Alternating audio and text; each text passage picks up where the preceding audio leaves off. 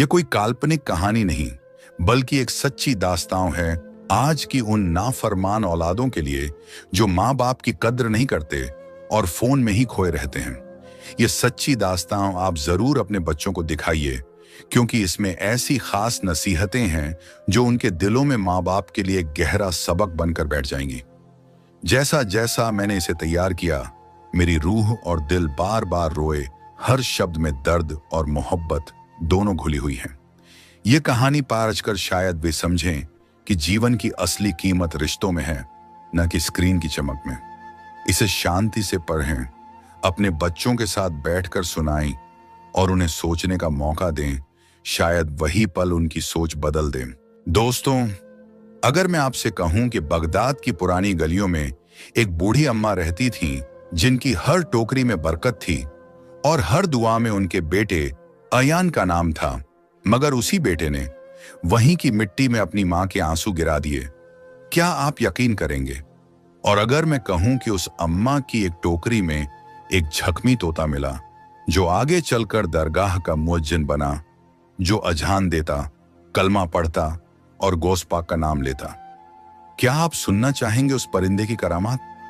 तो आखिर तक देखिएगा, क्योंकि ये दास्तान आपको बताएगी कि मां की दुआ ठुकराने वाला चाहे जहां भी जाए, रहमत ए गौस पाक से कभी दूर नहीं रह सकता।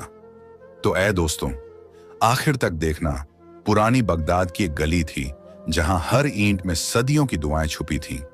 वहीं रहती थी एक बूढ़ी औरत सना बानो, जो हर रोज टोकरियां बुनकर अपना और अपने बेटे का पेट पालती थी। सना बानो के सिर पर हमेशा एक सफेद दुपट्टा होता था, जो उसके ईमान का निशान था। उसकी आंखों में अब उम्र की थकान थी, मगर दिल में अब भी यकीन था, मेरा रब देख रहा है और गौस पाक रहमतुल्लाह अलैह सब संभालेंगे। उसका घर मिट्टी का बना था, छोटा सा, मगर उसमें बरकत थी, क्योंकि हर कोने में तस्बीह की आवाज गूंजती थी। सना का बेटा अयान ही उसकी दुनिया था, वही उसके लिए जिंदगी, वही उम्मीद, वही तकदीर। अयान के पैदा होते ही उसके शौहर का इंतकाल हो गया था और सन्ना की दुनिया उजड़ गई थी, मगर उसने आंसू नहीं बहाए। उसने अपने हाथों को उठाया और कहा, या गौस पाक, अब यह बच्चा आपकी अमानत है। सना हर जुमेरात दरगाह जाती, फूल चढ़ाती, फातिहा पढ़ती और लंगर में खाना खाकर अपने दिल को सुकून देती। दरगाह की चौखट से उसका रिश्ता ऐसा था जैसे माँ का बच्चे से हर बार झुकती, हर बार दुआ करती और हर बार कुछ सुकून लेकर लौटती। उसका काम बस एक ही था, टोकरियां बुनना और उन्हें दरगाह के बाहर बेच देना। लोग सना की टोकरियां खरीदते तो कहते, अम्मा, इसमें कोई रहमत है। सना मुस्कुराती और कहती, बेटा, रहमत नहीं, इसमें दुआ है एक माँ की। अयान जब छोटा था तो दरगाह में सना के साथ बैठता, चादर उठाकर गौस पाक के मजार पर रखता और हाथ जोड़कर कहता, या गौस पाक, मेरी माँ को हंसा दो। उसकी मासूम आवाज पर दरगाह के कबूतर तक सुकून में आ जाते। सना की जिंदगी अब उसी के इर्द गिर्द थी, बेटा, दरगाह और टोकरियां। वो टोकरियां सिर्फ ताड़ के पत्तों की नहीं होती थी, वो उसकी उम्मीदों की थी, उसकी मोहब्बत की थी। हर बार जब वो टोकरी पूरी करती तो उस पर फूंक मारती, या रहमान, इस टोकरी में बरकत डाल दे। कभी टोकरियां बिक जाती, कभी नहीं, मगर सना को गम नहीं होता, क्योंकि उसे मालूम था कि जो अल्लाह पर भरोसा करे उसे कमी नहीं मिलती। अब वो बूढ़ी हो चली थी, मगर उसके हाथों की हर डोरी में अब भी मेहनत थी, हर उंगली में सब्र। शाम होते ही जब वो टोकरियां लेकर झोपड़ी लौटती तो उसकी आंखें अयान को तलाश करती। अयान स्कूल जाता था, मगर अब वो जवान हो रहा था और सना के दिल में डर बढ़ने लगा था कि कहीं वो राह से भटक न जाए। उस दिन भी वही हुआ। सना दरगाह से लौटी, टोकरियां घर लाई और थकी हुई सी दीवार से टिक कर बैठ गई। अयान कमरे में था, वो स्कूल से लौटकर सो चुका था। सन्ना ने अपनी टोकरी का ढक्कन खोला और तभी उसे एक हल्की सी सिसकी सुनाई दी। उसने डरते हुए टोकरी में झांका और वहां एक छोटा सा जख्मी तोता पड़ा था। उसकी पंख टूटी हुई थी और चोंच से थोड़ा खून निकला हुआ था। सना का दिल पसीज गया। उसने कांपते हाथों से उसे उठाया और सीने से लगा लिया। वो बोली, या अल्लाह, तेरी बनाई हुई हर जान में रहमत है, इसे जिंदगी दे। फिर उसने अपने आंचल से उसका लहू पोंछा और अपने पास रखे पुराने तेल से उसके पर मरहम लगाया। उस रात सना की तस्बीह रुक गई। अब उसकी इबादत वही तोता था। वो उसे अपने बिस्तर के पास रखकर फूंक मारती रही, ला इलाहा इल्लल्लाह पढ़ती रही। सुबह जब अयान उठा तो उसने पूछा, अम्मी ये तोता कहां से आया? सना मुस्कुराई और बोली, ये गौस पाक का तोहफा है बेटा, जो हमारी झोपड़ी में रहमत बनकर आया है। उस दिन के बाद सना की जिंदगी में एक नया साथी आ गया, मिट्ठू। उस रात के बाद सना बानो का घर अब एक नई रूहानी रोशनी में जीने लगा था। मिट्ठू का झख्म भर रहा था, मगर उसके परों के साथ सन्ना की उम्मीदें भी फिर से जिंदा हो रही थीं। हर सुबह सना जब टोकरियां बुनती तो मिट्ठू उसके पास बैठ जाता। उसकी आंखों में अब दर्द नहीं बल्कि चमक थी, जैसे किसी ने उसमें नूर भर दिया हो। सना कभी कभी उससे बातें करती, मिट्ठू बेटा अब दर्द नहीं होता, और वो अपनी चोंच हिलाता जैसे कह रहा हो, नहीं अम्मा अब सब ठीक है। धीरे धीरे मिट्ठू उड़ने लगा, पहले छोटी छलांगे, फिर झोपड़ी की दीवार तक, और फिर सन्ना की हथेली से आसमान तक। सना के लिए अब मिट्ठू सिर्फ परिंदा नहीं रहा था, वो उसकी तन्हाई की आवाज बन चुका था। वो जब बोलता तो लगता जैसे कोई दिल के अंदर दुआ पड़ रहा हो। एक दिन सना दरगाह के लिए फूल लेकर निकली। मिट्ठू उसके कंधे पर था, उसकी आंखों में चमक और आवाज में जज्बात थे। दरगाह की चौखट पर जब सना ने फूल रखे और फातिहा पढ़ी तो मिट्ठू ने अपने पर फैला लिए और उसकी चोंच से पहला कलमा निकला, ला इलाहा इल्लल्लाह। सना कांप गई, उसकी आंखों से आंसू टपके।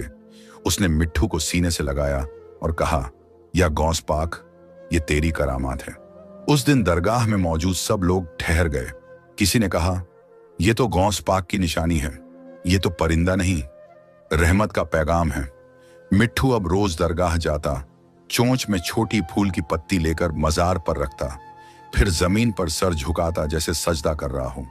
सना उसे देखती और उसकी आंखों से सब्र झलकता, जैसे वो जानती हो कि इस परिंदे में उसकी अपनी तकदीर की आवाज है। अब जब सना दरगाह में टोकरियां बेचती तो लोग कहते, अम्मा वो बोलने वाला तोता कहां है? वो मुस्कुरा कर कहती, वो गौस पाक का मिट्ठू है, अब तो वो अंजान देता है। वक्त गुजरने लगा। मिट्ठू ने दरगाह के गुंबद को अपना घर बना लिया। वहां बैठकर सुबह सुबह अल्लाहू अकबर कहता। लोग उसकी आवाज सुनते और कहते, माशा अल्लाह इस आवाज में बरकत है। दरगाह के मुअज्जिन ने भी कहा, जब मिट्ठू अजान देता है तो लगता है जैसे खुद आसमान झुक गया हो। अब सना को हर दिन दरगाह से एक सुकून मिलता। वो कहती, ये तोता नहीं मेरी दुआ का जवाब है। अयान भी अब दरगाह आने लगा था। मिट्ठू उसके कंधे पर बैठता और दोनों मजार के आंगन में बैठकर देर तक बातें करते। सना के दिल में सुकून था कि उसका बेटा अब दरगाह से जुड़ गया है, उसकी रूह में अब ईमान की रोशनी है। मगर तकदीर की किताब में कुछ और लिखा था, क्योंकि जब किसी को रूहानी इम्तिहान से गुजारना होता है तो पहले उसे शांति दी जाती है। सना अब बूढ़ी हो रही थी, मगर मिट्ठू अब जवान और समझदार दिखता था। वो हर आने वाले जायर को देखता और गौस पाक अल मदद बोलता। लोग उसे कुरान की आयतें सिखाते और वो सब याद कर लेता, जैसे उसे हर लफ्ज पहले से आता हो। अब दरगाह में बच्चे कहते, माँ मिट्ठू से दुआ मंगवाओ, उसकी बात में असर है। किसी की बीमार बच्ची मिट्ठू की फूंक से ठीक हो जाती, किसी की खोई चीज मिल जाती। और सन्ना हर बार कहती, ये सब गौस पाक की रहमत है। एक दिन अयान ने मिट्ठू से पूछा, क्या तुझे अल्लाह का डर लगता है? मिट्ठू बोला, अल्लाह से डरना नहीं चाहिए, उसे याद करना चाहिए। सन्ना की आंखें नम हो गईं। या रब, तू अपनी रहमत से मेरे बेटे को भी समझ दे। अब मिट्ठू सना की टोकरियों के पास बैठता। जब वो टोकरी पूरी करती तो मिट्ठू चोंच से पत्तों को सीधा करता, जैसे बरकत बांट रहा हो। दरगाह में सब उसे अब अजान वाला मिट्ठू कहते थे, जो वक्त पर आवाज देता था, कभी लेट नहीं होता था। सना जब कभी थकती तो मिट्ठू उसके सीने पर सिर रखता और धीरे से बोलता, मां सना आराम करो, गौस पाक देख रहे हैं। अब सना की रूह मिट्ठू से बन चुकी थी, जैसे वो उसके बेटे की तरह बन गया हो, जो हमेशा सुनता है, जो कभी जवाब नहीं देता मगर सब समझ लेता है। मगर इस सुकून के बीच अयान की जिंदगी में अब अंधेरा उतरने वाला था। धीरे धीरे अयान दरगाह आना छोड़ने लगा। अब वो दोस्तों के साथ वक्त गुजारने लगा। उसके लिबास में भी अब बदलाव आने लगा। सन्ना देखती मगर कुछ कह नहीं पाती। वो सिर्फ तस्बीह फेरती और मिट्ठू की तरफ देखती। कहो मिट्ठू, क्या मेरा बेटा फिर संभलेगा? मिट्ठू कहता, दुआ करते रहो मां सना, गौस पाक सुन रहे हैं। सना की आंखों से आंसू बहते। मिट्ठू उन्हें अपनी चोंच से पहुंचता। उसके बाद हर रात सना दरगाह की तरफ देखती और कहती, या गौस पाक, अब मेरी उम्र बहुत हो गई है, मेरे बेटे को राह दिखा दो। दरगाह की दीवारें उस रात कुछ ज्यादा खामोश थीं, जैसे कोई तूफान आने वाला हो। और वो तूफान अयान की गुमराही थी। दरगाह की वो सुबह अब पहले जैसी नहीं रही थी। जब मिट्ठू नीले गुंबद की मीनार पर बैठकर अल्लाहू अकबर कहता तो पूरा इलाका रोशन हो जाता था। लोग उस आवाज को सुनकर अपने काम रोक देते। किसी के होंठों पर दुरूद आ जाता, किसी के दिल में नूर उतर जाता। सना बानो अपनी झोपड़ी से दूर बैठी मिट्ठू की अजान सुनती और कहती, या गौस पाक, इस परिंदे में तेरी करामात है। दरगाह के मुअज्जिन तक कहते, अब लगता है अजान मिट्ठू से शुरू होती है और हमसे खत्म। सन्ना की जिंदगी अब उसी परिंदे और अपनी टोकरियों में सिमट गई थी। वही उसका सुकून था, वही उसकी दुनिया।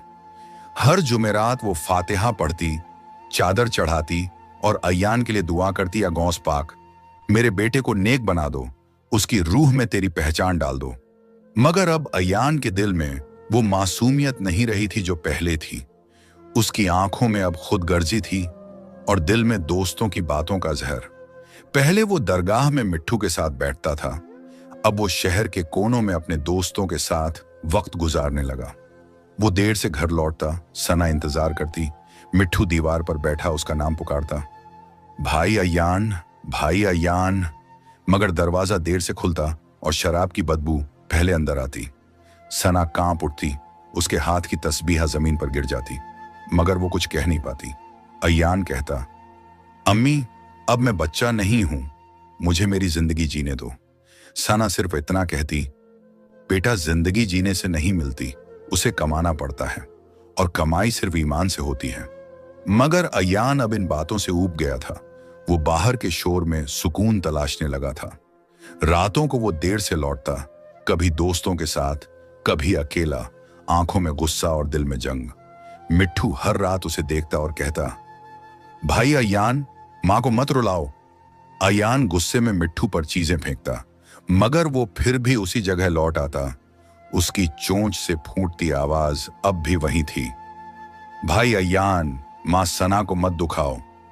सन्ना जब भी रोती, मिट्ठू उसके आंसू पोंछता और कहता, मां सना, सब ठीक हो जाएगा, गौसपा कल मदद। मगर अयान अब उस दरगाह से भी दूर हो गया था जो कभी उसका घर थी। अब वो गलत दोस्तों के बीच बैठता, जुए की बात करता और नशे की बोतल में अपनी रूह डुबोता। सना जब भी उसे देखती, उसका दिल टूट जाता। वो कहती, या गौस पाक, क्या मेरी दुआ अब भी आसमान तक नहीं पहुंचती? मिट्ठू मीनार से नीचे उतरकर उसके पास आता और अपनी चोंच से सना की उंगली को छूता। वो कहता, मां सना, गौस पाक देर करते हैं मगर जवाब जरूर देते हैं। फिर वो दरगाह की तरफ उड़ जाता और गुंबद के नीचे जाकर अजान देता, जैसे बेटे की तरफ से तौबा मांग रहा हो। लोगों ने अब मिट्ठू को दरगाह का मुअज्जिन कहना शुरू कर दिया था। हर जुमेरात वो सबसे पहले आता, दरगाह के आंगन में चोंच से फूल उठाता और मजार के किनारे रखता। सना अब अपनी हर टोकरी में एक दुआ रखती, या अल्लाह, मेरे बेटे के दिल को साफ कर दे। मगर वक्त अब सख्त होने लगा था। गौस पाक की रहमत पहले इम्तिहान बनकर आती है और सन्ना का इम्तिहान अब शुरू होने वाला था। एक रात अयान नशे में घर लौटा। बोतल उसके हाथ में थी और जुबान पर नशे की गर्मी। सना ने धीरे से कहा, बेटा, अब रुक जाओ, ये रास्ता तेरे अंजाम को बर्बाद कर देगा। अयान चीखा, अम्मी, मुझे मत सिखाओ, अब मैं अपनी किस्मत खुद बनाऊंगा। मिट्ठू डर गया। उसने पंख फैलाए और कहा, भाई अयान, मां सना को मत सताओ, मां सना प्यारी है, गौस पाक देख रहे हैं। अयान ने गुस्से में बोतल उठाई और मिट्ठू की तरफ फेंकी, मगर बोतल दीवार से टकराकर टूट गई। कांच के टुकड़े जमीन पर बिखरे और सन्ना की आंखों में आंसू भर आए। उसने कहा, या गौस पाक, अब मैं तुझ पर छोड़ती हूं। उस रात मिट्ठू देर तक दरगाह की मीनार पर बैठा रहा। अजन नहीं दी, बस खामोशी में अल्लाह का नाम लिया। वो जानता था कि अब तूफान घर के अंदर उतर चुका है और सुबह का नूर बहुत दूर रह गया है। सना अब पहले जैसी नहीं रही थी। उसके चेहरे की चमक बुझ रही थी, मगर उसका सब्र अब भी कायम था। वो दरगाह जाती रही, फूल चढ़ाती रही और बेटे की राह देखती रही। मिट्ठू अब दरगाह में सबको सन्ना की कहानी सुनाता। वो माँ है जो अपने बेटे की हिदायत के लिए जीती है। लोग मिट्ठू से लगाव करने लगे। बच्चे उसके पास आते, वो उनके कान में कहता, माँ की बात मानना, वो जन्नत का रास्ता है। और जब कोई बच्चा हंसता तो मिट्ठू ऊपर देखकर कहता, या गौस पाक, इस बच्चे को अयान की तरह गुमराह मत होने देना। अब दरगाह के दीवारों पर मिट्ठू की अजान और सन्ना की दुआएं गूंजती थीं, मगर अयान की रूह अब भी उस रोशनी से बहुत दूर थी। और वो वक्त आने वाला था जब सन्ना की जिंदगी का सबसे बड़ा इम्तिहान उसके दरवाजे पर दस्तक देगा। वो रात जब एक बेटे ने अपनी मां को आंसुओं में डुबो दिया। उस रात बगदाद की गलियों में खामोशी थी, मगर सना बानो के घर में तूफान उतर चुका था। वो तूफान किसी हवा का नहीं, बल्कि बेटे अयान की बगावत का था। दरगाह के आंगन में जहां मिट्ठू रोज अजान देता था, उस रात वो चुप था, क्योंकि जिस घर में मां रोती है वहां परिंदे तक नमाज नहीं पढ़ते।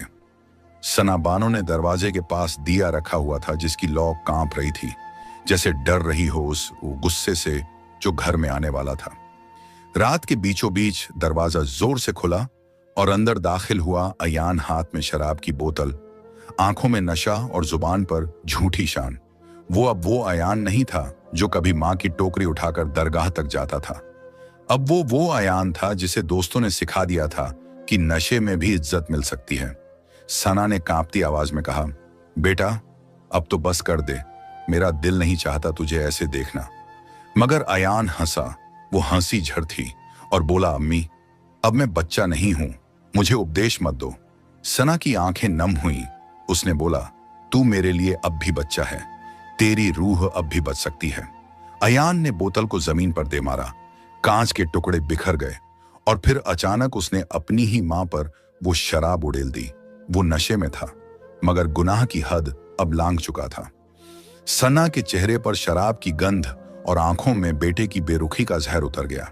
सने अपने सफेद दुपट्टे से चेहरा पोंछा, मगर आंसू छुपा न सकी। उसकी आंखों से गिरता हर आंसू जैसे दरगाह की मिट्टी में गिरकर धुआं बन रहा था। या गौस पाक, मेरे बेटे को हिदायत दे। मिट्ठू उस कोने से उड़कर आया जहां वो तस्बीह के पास बैठा था। वो अयान के कंधे पर बैठ गया और चीख कर बोला, भाई अयान, मां सना को मत सताओ, मां सना प्यारी है, मां सना अजीज है। अयान ने गुस्से में मिट्ठू को पकड़ने की कोशिश की, मगर वो उड़ गया। उसकी छोटी चोंच से निकलती आवाज अब इल्तिजा बन गई थी, गौस पाक अलमद, गौस पाक अलमदद। सना के पैर कांप रहे थे, मगर उसने अपनी तस्बीह उठा ली और बोली, जो बेटे अपनी मां को रुलाते हैं वो अपने नसीब खुद मिटाते हैं। वो बोली, या गौस पाक, अगर ये मेरा आखिरी इम्तिहान है तो मुझे सब्र दे। अयान गिर पड़ा। बोतल जमीन पर गिरी और शराब मिट्टी में समा गई, जैसे गुनाह में जमीन भी शर्मसार हो गई हो। मिट्ठू अब दरवाजे से उड़कर बाहर चला गया। उसने अपनी छोटी चोंच से पड़ोसी के घर का शीशा ठोका। वो बार बार कह रहा था, मां सना, मां सना, मदद करो। मां सना गिर गई। पड़ोसी समझ गए। वो बोले, ये तो वही बोलने वाला मिट्ठू है, जरूर कुछ हुआ है। डॉक्टर को बुलाया गया। मिट्ठू उड़ता हुआ डॉक्टर के कंधे पर बैठ गया और रास्ता दिखाने लगा। हर गली में उसकी आवाज गूंजती रही, मां सन्मान सना। जब डॉक्टर पहुंचा तो सना जमीन पर थी।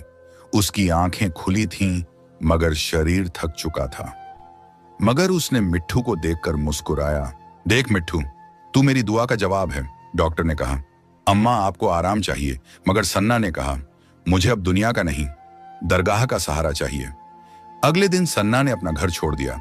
उसने टोकरी उठाई, मिट्ठू को कंधे पर रखा और दरगाह की तरफ चल पड़ी। लोगों ने पूछा, अम्मा कहां जा रही हो? वो बोली, अब मेरा घर वहीं है जहां मेरा खुदा सुने।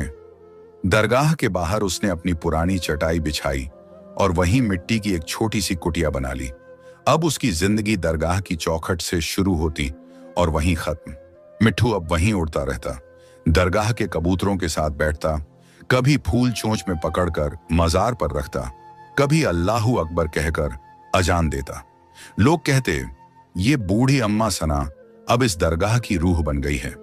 वो सुबह टोकरियां बुनती, दोपहर में ज़ायरों को पानी पिलाती और रात में गौस पाक के मजार के सामने बैठकर अपने बेटे के लिए दुआ करती। उसकी आवाज में अब गम नहीं था, बस इल्तिजा थी या गौस पाक, अब उसे माफ कर दो, उसे समझ दे। मिट्ठू उसके कंधे पर बैठता और कहता, माँ सना, गौस पाक सुन रहे हैं। अब सना के लिए वही तोता बेटा बन चुका था, वही उसका सहारा, वही उसका चयन। वो कहती, अब मुझे किसी इंसान की जरूरत नहीं, मेरे पास अल्लाह का एक परिंदा है। और इसी तरह वक्त बीतने लगा, मगर अय्यान की दुनिया अब और अंधेरी होती जा रही थी, क्योंकि जिसने माँ की चौखट छोड़ी उसने दरगाह की रहमत भी खो दी। अब सना बानो का घर कोई दीवारों वाला घर नहीं रहा था, उसका घर अब दरगाह की चौखट थी, जहां हर सुबह नई रहमत उतरती थी और हर रात सजदा बन जाती थी। उसने दरगाह के बाहर एक छोटी सी जगह चुन ली थी, जहां उसने ताड़ की डालियों और मिट्टी से एक कुटिया बना ली थी। उसकी दीवारें पतली थीं, लेकिन दिल मजबूत, क्योंकि अब वहां अल्लाह का जिक्र बसता था, न कि शिकायतें। कुटिया के दरवाजे पर सना ने अपने हाथ से तस्बीह के मोती टांक रखे थे, ताकि जो भी वहां से गुजरे उसके कदमों में सुकून उतर जाए। बरगद का वही पुराना पेड़ अब उसकी छांव बन चुका था, जो दिन रात उस पर अपनी रहमत बरसाता था। मिट्ठू अब दरगाह का प्यारा बन चुका था। वो सुबह होते ही मीनार पर जाता और अपनी नन्ही सी चोंच से अजान देता, अल्लाहू अल्लाहू अकबर। लोग अपने घरों से बाहर निकलते, कोई दुआ करता, कोई आंखें नम कर लेता, और सब कहते, ये तो गौस पाक की निशानी है। सना उसे देखती और मुस्कुराती। उसकी आंखों में अब सुकून था, क्योंकि अब उसके बेटे का नाम उसकी हर दुआ में था और मिट्ठू उसकी हर सांस में।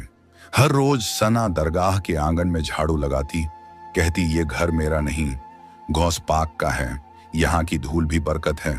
फिर वो अपनी टोकरियां सजाती, एक एक पत्ती में सब्र और बरकत डालती और कहती, जो इस टोकरी को खरीदेगा उसे किसी दरवाजे पर मायूसी नहीं मिलेगी।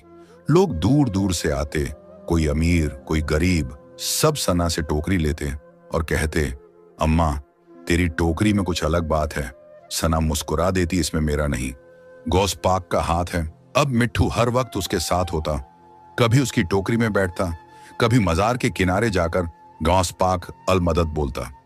लोग उसके सिर पर हाथ फेरते, वो सबके नाम याद रखता और कभी कभी बच्चों से कहता, माँ की बात मानो, वो जन्नत का रास्ता है। सन्ना की कुटिया बरकत की जगह बन चुकी थी। वहां जो भी बैठता उसका दिल हल्का हो जाता। वो जो गरीब होते, सन्ना उन्हें रोटी देती और मिट्ठू उनके आसपास उड़ता रहता, कहता, खाओ, ये अल्लाह की नियामत है। दरगाह के खिदमतगार तक कहते, अम्मा सन्ना की दुआ लग जाए तो बंद दरवाजे भी खुल जाते हैं। मगर सन्ना का दिल अब भी बेचैन था। वो हर फातिहा के बाद वही एक दुआ मांगती, गौस पाक मेरे बेटे अय्यान को सीधा रास्ता दिखा। कभी कभी वो मीनार की तरफ देखती और कहती, मिट्ठू उड़ जा, जाकर देख मेरे बेटे को, कहीं भूखा तो नहीं। मिट्ठू उड़ जाता, दूर कहीं गलियों तक जाता, मगर लौट कर आता तो कहता, मां सना, वो अब भी वही है, वो अब भी खोया हुआ है। सना सिर झुका लेती, उसकी आंखों में आंसू आते, मगर वो कहती, अल्लाह की देर में भलाई है, मैं हार नहीं मानूंगी। उसके होंठों से निकलती हर सांस अब एक दुआ थी उसका, हर सजदा अब बेटे की तरफ था। दरगाह के खिदमतगारों ने कहा, अम्मा तुम यहां क्यों तकलीफ झेलती हो, घर वापस चलो।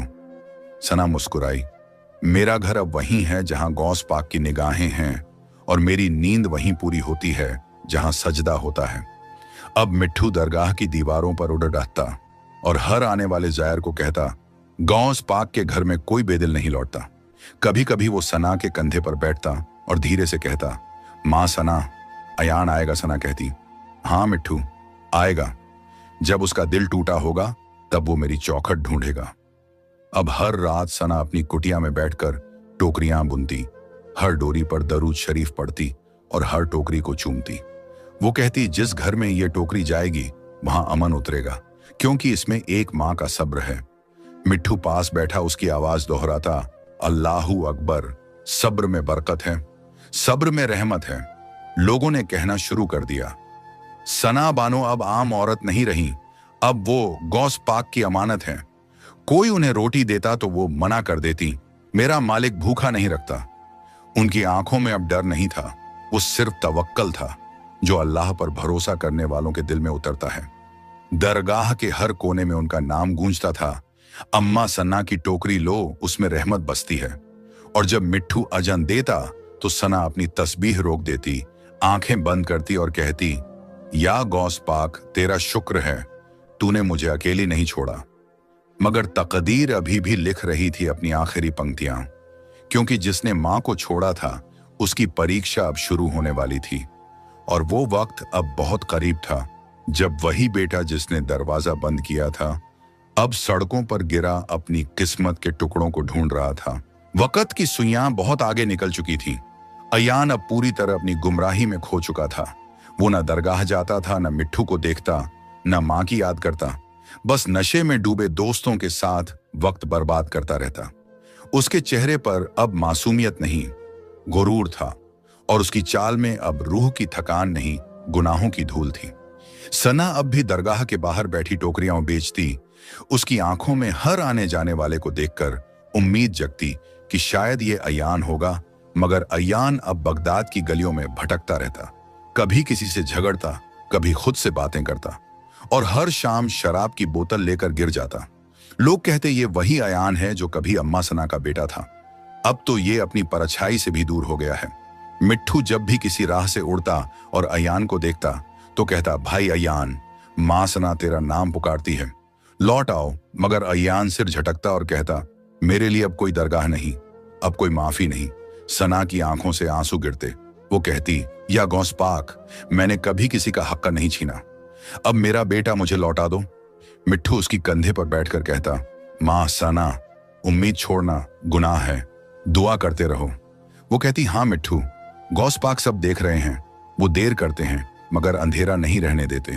उस रात शहर में सन्नाटा था, मगर अयान के दिल में बगावत की आग जल रही थी।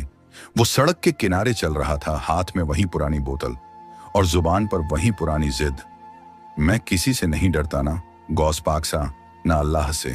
इतना कहकर वो हंसा, वो हंसी जिसमें ईमान नहीं, अहंकार था। और उसी पल सड़क पर एक ट्रक आया, तेज, भारी, और अंधेरे में उसकी आंखों को चकाचौंध कर गया। एक जोरदार आवाज हुई, जैसे किस्मत ने अपना फैसला सुना दिया हो। लोग दौड़े, किसी ने चिल्लाया, अम्मा सना के बेटे को ट्रक ने टक्कर मारी है। मिट्ठू उड़कर आसमान में गया। उसकी चोंच से निकली आवाज पूरी दरगाह में गूंज उठी, गौस पाक अल मदद, गौस पाक अल मदद। सना ने यह आवाज सुनी, उसका दिल कांप गया। वो समझ गई कि उसकी दुआ अब इम्तिहान में बदल गई है। वो कुटिया से भागी, उसके पैर कांप रहे थे, तस्बीह गिर गई, मगर उसके होंठों पर सिर्फ एक नाम था, अयान। जब वो पहुंची तो देखा कि अयान सड़क पर पड़ा है, दोनों पैर लहू में डूबे हैं और उसकी आंखों में पछतावा उतर आया है। सना उसके पास बैठ गई, उसका सिर अपनी गोद में रखा और कहा, देखा बेटा, जो मां को रुलाता है उसकी राह खुद मिट्टी बन जाती है। अयान कांपता हुआ बोला, अम्मी मुझे माफ कर दो, मैं तुम्हारे लायक नहीं। सना ने उसके माथे पर हाथ रखा, बेटा, मां कभी अपने बच्चे को नहीं छोड़ती। तेरी तकदीर ने देर की मगर गौस पाक ने सुन लिया। मिट्ठू पास आया, उसके पंखों से खून पोंछने लगा और कहता रहा, मां सना, अब सब ठीक होगा, अब अयान अच्छा बनेगा। लोग जमा हो गए, किसी ने कहा, इसे अस्पताल ले चलो। सना बोली, नहीं, इसे दरगाह ले चलो। गौस पाक की चौखट से बेहतर कोई मरहम नहीं। वो अपने झुर्रियों वाले हाथों से बेटे को उठाती और दरगाह की तरफ बढ़ती हर कदम पर उसका दुपट्टा मिट्टी से सना जा रहा था, मगर उसकी आंखों में न थकान थी न डर। वो कहती जा रही थी, या गौस पाक, अब मेरी ममता तेरे हवाले। जब वो दरगाह पहुंची तो गुंबद की रोशनी सीधी उसके चेहरे पर पड़ी, जैसे खुद रहमत उतर आई हो। सना ने बेटे को मजार के पास लिटाया और बोली, गौस पाक, ये मेरी टोकरियों की दुआ का बदला है। इसे अब अपनी रहमत में लपेट लो। अयान की आंखों से आंसू बह रहे थे। उसने मां के पैर छुए, मगर उसके दोनों पैर अब नहीं थे। वो रोया, अम्मी मेरे पैर चले गए, मैं कैसे चलूंगा? सना ने कहा, तू अब चलेगा नहीं बेटा, अब तेरा सजदा बैठकर होगा। उसने मिट्ठू की तरफ देखा, कहा, मिट्ठू अब इसे दरगाह की खिदमत सिखाना। मिट्ठू ने कहा, हाँ मां सना, अब ये दरगाह का बेटा है। लोगों ने उस दिन देखा कि वो अयान जो कल तक शराब के नशे में था, आज गौस पाक की चौखट पर बैठा तस्बीह फेर रहा था। हर मोती पर कह रहा था, ला इलाहा इल्लल्लाह। मां सना को माफ कर दो। सना की आंखें नम थीं, मगर होंठों पर मुस्कुराहट थी, क्योंकि उसने अब अपने बेटे को खोकर पाया था। अब दरगाह में एक मां का सब्र, एक बेटे की तौबा और एक परिंदे की अजहान गूंजती थी। गौस पाक की चौखट अब सना के आंसुओं से महक उठी थी।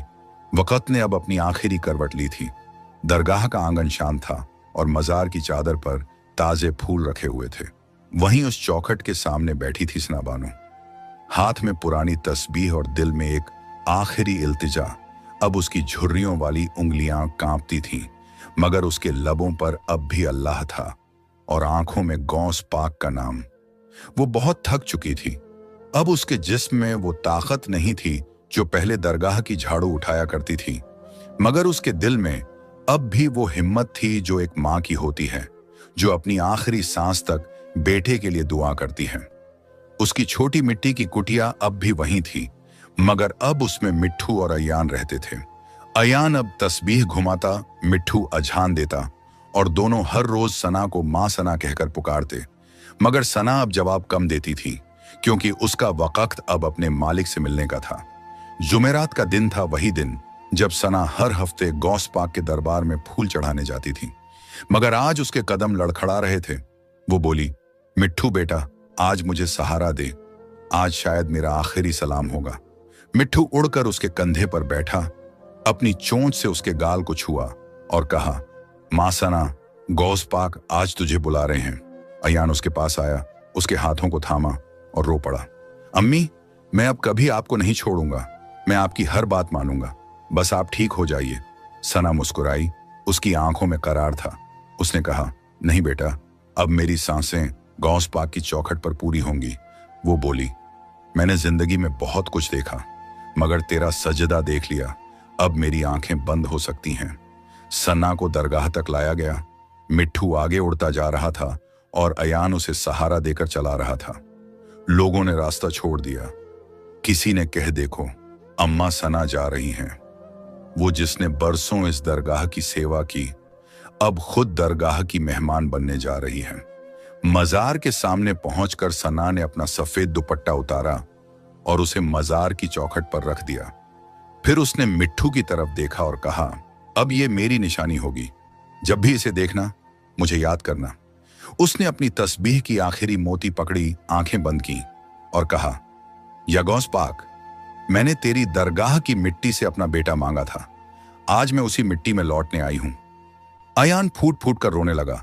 वो बोला, अम्मी अब मुझे अकेला मत छोड़ो, मैं बदल गया हूं, अब मैं आपकी दुआ हूं। सन्ना ने उसके सिर पर हाथ रखा, उसकी आंखों में नूर उतर आया। बेटा, जो मां को रुलाता है, वो अगर सच्चे दिल से रोता है तो खुदा भी उसे माफ कर देता है। वो बोली, अब तू दरगाह का बेटा बन जा, अपनी मां की टोकरी से जन्नत कमाना। मिट्ठू ने उसी वक्त मीनार की तरफ उड़ान भरी और अजान देना शुरू किया, अल्लाहू अकबर, अल्लाहू अकबर। लोगों के कदम रुक गए, सबकी आंखों से आंसू गिरने लगे और दरगाह की हवा में वो अजान गूंजने लगी, जो किसी इंसान की नहीं, एक रूह की थी। सन्ना ने आखिरी बार आसमान की तरफ देखा, फिर अपना सिर मजार की मिट्टी पर रखा और कहा, या गौस पाक, अब मेरी जान तेरे हवाले। उसकी सांस थम गई, मगर चेहरे पर मुस्कान रही, वो मुस्कान जो उन माओं की होती है जिन्होंने अपने बेटे को आखिरकार सजदे में देख लिया हो। अयान ने मां को सीने से लगाया और कहा, अम्मी अब मुझे हर लम्हे आपकी महक महसूस होगी। लोगों ने सन्ना को दरगाह के पास ही दफन किया, उसी बरगद के नीचे जहां वो टोकरियां बेचा करती थी। मिट्ठू उस मिट्टी पर बैठ गया। उसकी आंखों में नमी थी, मगर उसने अजहान देना बंद नहीं किया। उसकी चोंच से आवाज आई, मां सना जन्नत चली गई, मां सना जन्नत चली गई। अब दरगाह की हर जुमेरात पर लोग उस कुटिया के पास फूल रखते, बच्चे मिट्ठू से दुआ मांगते और अयान हर नमाज के बाद मां की कब्र के पास बैठकर कहता, अल्लाह मेरी मां को वही जन्नत दे जिसकी वो हमेशा बात करती थी। और जब मिट्ठू उड़कर मजार की मीनार पर बैठता तो वो वही आवाज दोहराता, गौस पाक अलमद मां सना की रूह सलामत रहे। दरगाह की हवा में अब एक नई खुशबू थी। वो खुशबू किसी फूल की नहीं, एक मां की दुआ की थी, जो अब भी वहां बसी थी, हर टोकरी, हर तस्बीह और हर अजान में। अब दरगाह के आंगन में सुबह की अजान मिट्ठू की चोंच से शुरू होती थी और अयान की तस्बीह पर खत्म। वो अब मां सना की कुटिया में ही रहता था, वही मिट्टी, वही बरगद, वही दरगाह। बस अब वहां मां की जगह उसकी यादें थीं और दीवारों पर लटकती तस्बीहें थीं। अयान अब किसी से ऊंची आवाज में बात नहीं करता था। उसकी जुबान पर बस अल्लाह और गौस पाक अल मदद था। वो अब भी अछान देता, मगर अब उसकी आवाज में दर्द नहीं, सुकून था, क्योंकि मां सना अब उसके साथ थी, बस दिखाई नहीं देती थी।